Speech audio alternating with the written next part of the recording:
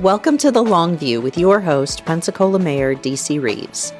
This is where we expand on news, views, what-ifs, and what Pensacola could be for future generations. Take a seat and enjoy The Long View. Hi, I'm Shannon Nickinson, and welcome to The Long View with Mayor D.C. Reeves. Hey, I'm glad to be here. Hey, nice. Exciting first day. I know. First day on the gig here. It's our debut episode. Yeah. Let's hope the gods are kind, huh? We'll find out. We just wanted to take this time to help you guys kind of step outside of the fray of your social media feed and the news of the day, which can be pretty frantic from time to time. For sure. We want this space to be where we give you the context of what's happening and a little bit of why, so that maybe we understand, a little bit more about what's going on and how we could make sense of it. So yeah, thanks. Well, I'm glad to do it, and I think there's this stat that always rattles my head when we talk about issues at the city or in government in general is that stat floating out there that the average citizen spends like 21 seconds thinking about, political things, whether that's local or state or federal. And so sometimes, when you're in it, and you do press conferences and social media and all those things, we kind of feel like that we get the word out there, pretty intensely or pretty repetitively, but people are busy with lives and kids, and maybe they can listen to a podcast on the run and learn more about the budget or whatever other items are out there. So looking forward to being able to do this and to give it that type of avenue to say if maybe you want to learn a little bit more than you can in a 30-second clip on TV or a press conference, that we can try to deliver that to you. Yeah, and we're happy to do it. And we do have a big Brussels sprout, but we're going to put a lot of cheese on it today, and it's going to be really good for you. And it is an important thing. This is your upcoming budget, fiscal 27, coming right at you before you know it. Yeah. So give us a little bit of an overview. I know in general, we're kind of flat, right? Yeah, absolutely. And why now? This is when, if you haven't paid attention to the city budget before, this is when we do it. It's an October 1 to September 30 budget. So so we do all the work during the summer, and then, of course, the city council ultimately approves the budget. So that's how the balance of power works in the city of Pensacola, is that my office is over city operations and some certain aspects, and the city council is over two main things: ordinances, which is the rules of the city, and the budget. And so whether that's the annual budget, which is what we're going to talk about today, it's either that or it could be changes to the budget, as you can imagine, through a whole year. There are many things. If you ever heard the term supplemental budget requests, I don't expect you to have that one memorized out there. There will be a quiz later. Exactly. So an SBR would be if we're changing midstream, if there's some type of significant budget change where money has to go from one sector to another.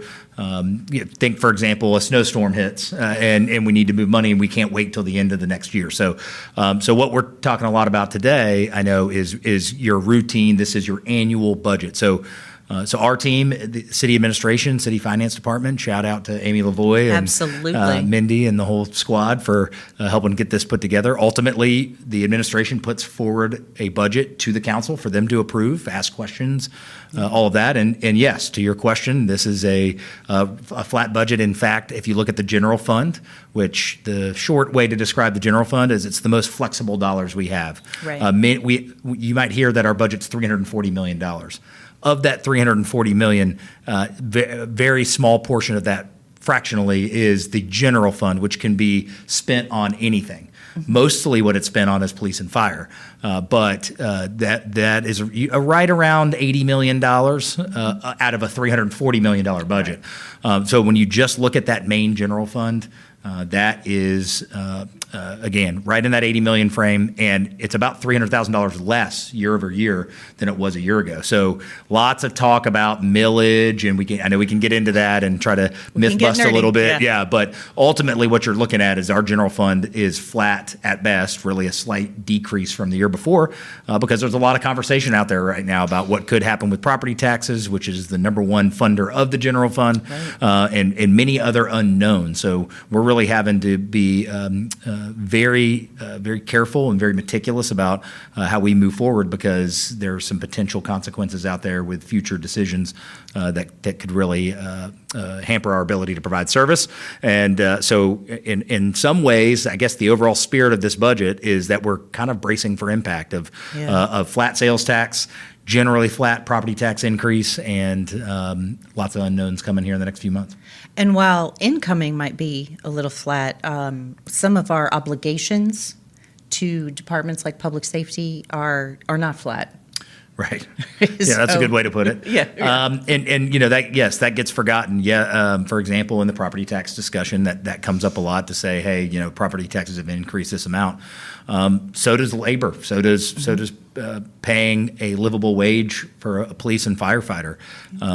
Affordability is our number one issue. I think all of us can agree in this country right now is, how do we put food on the table?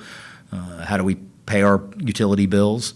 And the reality is that at the city government level, we don't get to control the price of eggs or the price of bread. We don't necessarily get to control certain utility bills and things like that can affect affordability. So what does that mean? Is that for us to stay competitive and to make sure police are on the beat and fire is on the beat, then we have to stay competitive within the marketplace.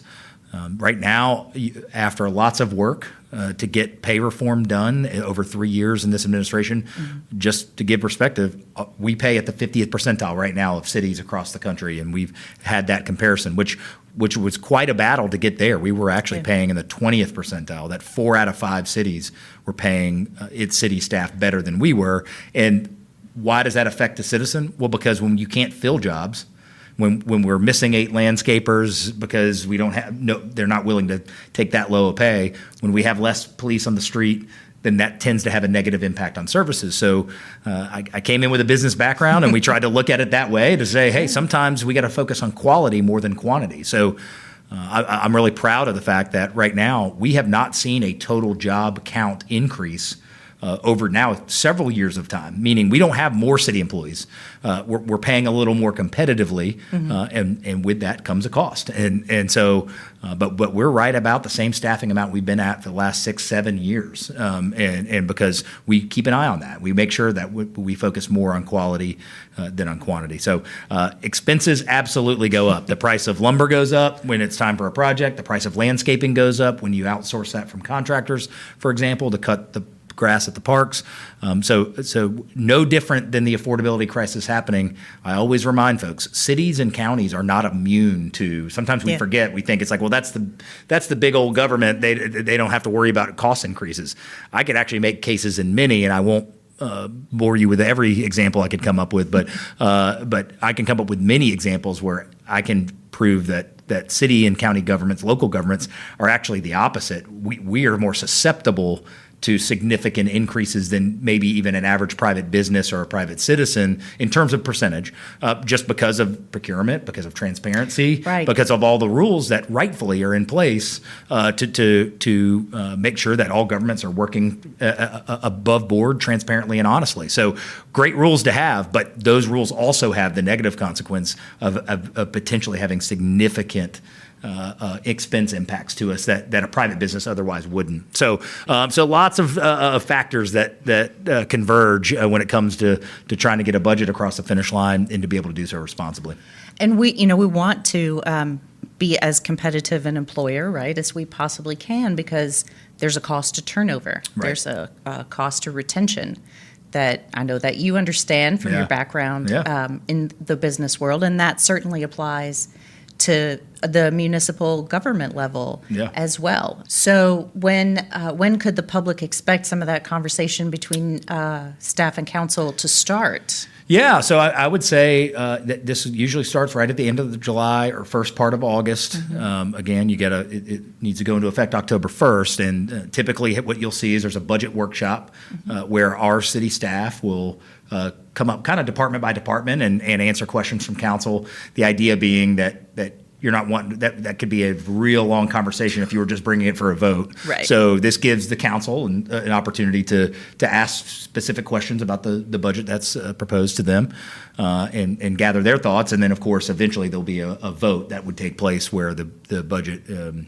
really two, where the budget gets adopted. So, so from a citizen standpoint, there's kind of three public opportunities to hear questions and hear what the budget, what we as an administration are proposing for council's approval.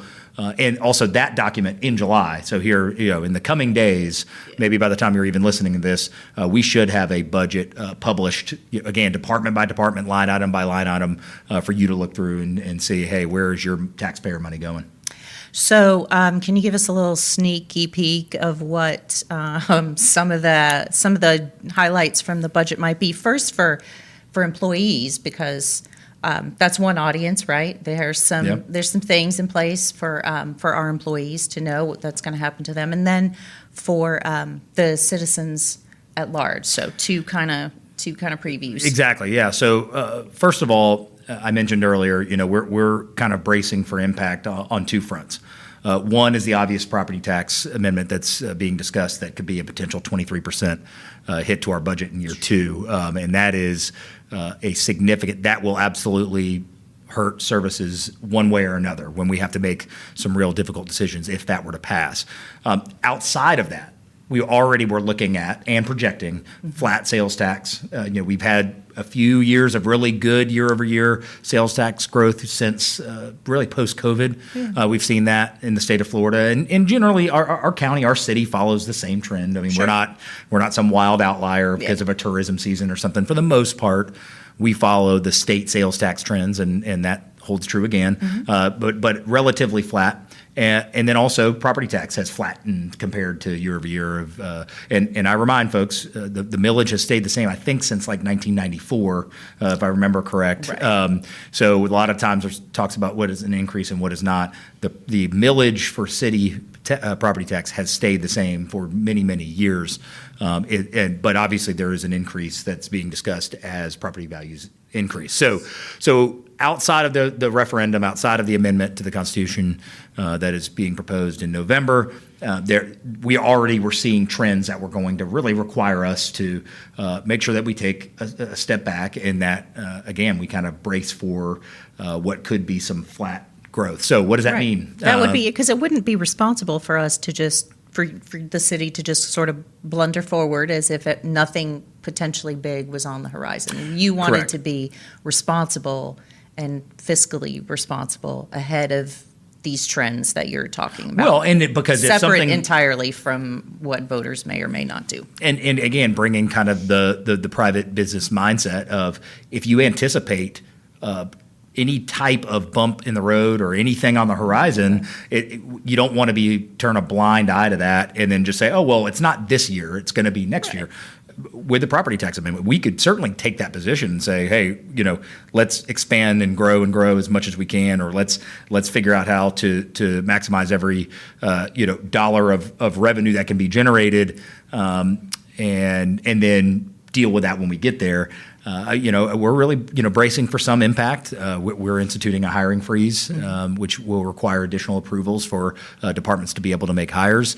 We have geared down what we call the COLA, which is a cost of living adjustment, cost of living increase, and so that we staggered from low income to high income, so a lower overall percentage impact to our lowest paid employees, but nonetheless averages out to about a 2% COLA, which is what Escambia County did. We normally have been at a 3%, so we're bracing there as well. And again, those are not easy or fun decisions to make when affordability is a number one issue.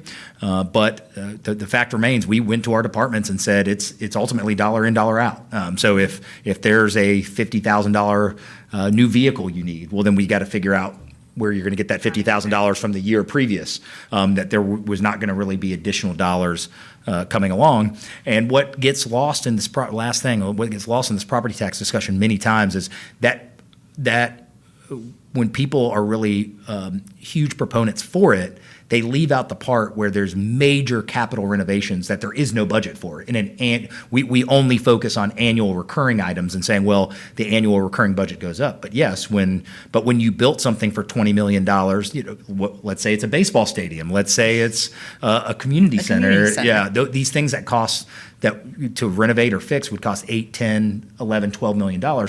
There isn't an $8, $10, $11, $12 million fund that sits over, rightfully so. Those are your taxpayer dollars. You want those reinvested. Absolutely. And so what that allows you to do is as those increases go up, is you have major capital assets that need to be maintained that aren't going to just show up in a flat year-over-year budget. And so those are all things you have to consider when you're dealing with something this complex and you have 18 city departments.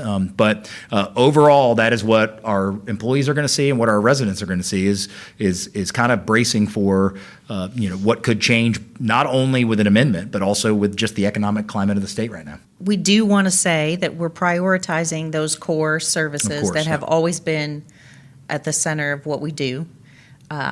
Services to the citizen, especially public safety, and certainly maintaining what we have is important. Facility maintenance. We cannot pretend that new things don't cost money to maintain, and old things don't cost money to fix.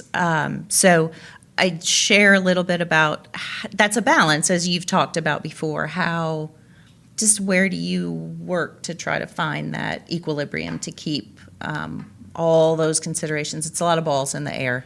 Yeah, I mean, what do you look for when you're trying to balance the scales? What moves you about that? Yeah, well, again, first and foremost, what I said when I started was public safety is always going to be number one. And I just feel like if you don't have a safe community, you really don't have much. It's hard to brag about whether it's American Magic or Hollis T. Williams or New Fricker Center and all that. I mean, those are always going to be, those are good positive steps for our city. But if you're saying that under the umbrella of feeling unsafe in a city, then it really hinders the value and assets of anything that you do. So we're always going to be hyper-focused on public safety. And public safety is not only police and fire, it's public works. And I say at Rotary clubs and town halls all the time, public works, everybody has heard that term, but I don't know that people really understand what that means. That's cleaning out your stormwater ponds, saying if there's a tropical storm coming. That's sweeping the streets at 1 a.m. while you're sleeping. That's debris removal if we were to, God forbid, have a storm. That is upkeeping all of the hundreds and hundreds of miles of roads that we have. Sidewalks, all that. Fixing sidewalks, replacing them, renovating them, all of those things. And so I consider that maybe not in the traditional way we think of public safety, which is the first responders that show up at your house if something were to happen. But those are to me, I think it's those safety investments, those infrastructure investments that get probably most overlooked. We think the sidewalks fix itself sometimes, or we just forget, right? Street light burns out, whatever. You're getting food on the table. You're picking up your kids from school. Your job isn't to think about the condition of the sidewalk and who came and made it level again. But those are those real factors that cost real money. That and your you would taxpayers really go notice to. if they weren't being done. Yeah, exactly. Eventually, you will notice that, and unfortunately, because of a lot of deferred maintenance, I would say in this administration, and that's for another podcast of talking just specifically in Parks and Rec. I can regale you with examples of where when you don't plan for those things and you look for new things and maybe not taking care of what you have. Then you run into a lot of trouble. And unfortunately for us, we've been handed, right at a lot of different things that got built 30, 40, 35 years ago, that whether it's City Hall, Bay Bluffs Park, you name it, I can name a lot of those things that got built right around that time. And when you don't plan the way a business does, when you don't plan to say that we need to upkeep these things, then negative consequences happen. And obviously we've been the bearer of bad news on some of those things, but that is why public works matters. That's why the primary and secondary safety investments matter first and foremost. But after that, I think that's where difficult decisions begin, and it's ones that the council has to make too, right? Ultimately, this is their budget to say, is this thing more important or is that thing more important? And that's what this whole process is about. Yeah. So just one final reminder, I think unless we're missing something that you want to make sure that we touch on, I think we want to remind folks of their opportunities to come comment. Yes, absolutely. So again, there'll be a budget workshop. Don't have the exact day yet. The council sets that workshop, but that'll be on the second floor, typically at Hagler Basin at City Hall, and it's all day. It's actually 9 to 4, something, because you got 18 departments that all it's a lot. come up and pack a lunch. Right, exactly. And you'll look at that. The list will come out of when which departments go in, and so if you have any interest there, then of course you've got the two budget votes that will happen in consecutive meetings, where that's where they will the council will take a vote, and there's an opportunity for public hearing and public comment. But after this being now my fourth time going through this process, my suggestion, if you're really interested in the budget, one is to read through it. Again, it'll be publicly available. And second is to come to that workshop. I think that's really where you can gather lots of facts or listen to it or listen back to it in a shorter amount of time. You can kind of skip to the parts that you're the most interested in and follow along in the budget. So yes, you've got absolute opportunity to do that. And you have opportunity to reach out to me, as always, dcreeves@cityofpensacola.com, if you have any questions or concerns about anything that you see. I'm put in this office to represent your taxpayer dollar in the best way possible, and always open to that feedback as well. Well, I know you are, and we always appreciate that. I would make a quick pitch for informed consent, if you will, on the part of the citizen. We will work hard to make sure that you have all of the notice that you possibly could want about when your city council meetings are, when the budget hearings are. That's typically August-ish, and then drifts a little into September. But as you mentioned, the budget will be put on the website. People can go through it at your leisure. There will not be a quiz. I was only kidding. But if there are parts that you're interested in, I just take a little time. That's important. We as citizens, we get the government that we choose, and in order to make a good choice, we should know what's going on. Yeah, I think the best way to put it is, I heard a previous mayor say this when they say, what's one thing you want from the citizen? And I always say, listen, engaged citizens are the best, and that does not mean you have to agree with everything that the mayor thinks or a council member thinks. It's really more of, hey, the more engaged you are, because I would say 95% of the disdain I see out there, and let's just use the budget in particular, isn't subjective. It's not you pick A or B, I think B, and the council thinks A or the mayor thinks A. Really, more of it is just the fundamental misunderstanding, because it is complicated. A $340 million budget, very few of those dollars can be spent on anything, anywhere at any time. Very few of those dollars. And when someone reads a headline that says this project's $10 million or this project's $15 million, it could be grant funded. It could be used only with dollars. Right. It seems like monopoly money, but it's not monopoly exactly. money. The vast majority. You can almost guarantee, if there is a capital project, meaning a multi-million-dollar project that's happening in the city of Pensacola. I'm trying to even think of one since I've been mayor where that didn't have dollars that were either grant funded, earmarked for that specific location, earmarked for that specific use. Think about a stormwater project, a road project, where those dollars have to be used in that way. They cannot be moved to another initiative to aid homelessness or childcare, or it can't just be used in those ways. And so just using that as an example of, man, the more engaged you are about where dollars can be spent and all of that, only fuels just more educated dialogue about and recommendations, concerns to the mayor and to the council on where dollars can go. So, and the only way to really get that is to follow along with some of these things. I certainly understand it's not the world's most exciting topic to talk about a big city budget, with citizens, but I certainly would absolutely recommend that's the best way to get engaged, is to really understand how these parts of your government work,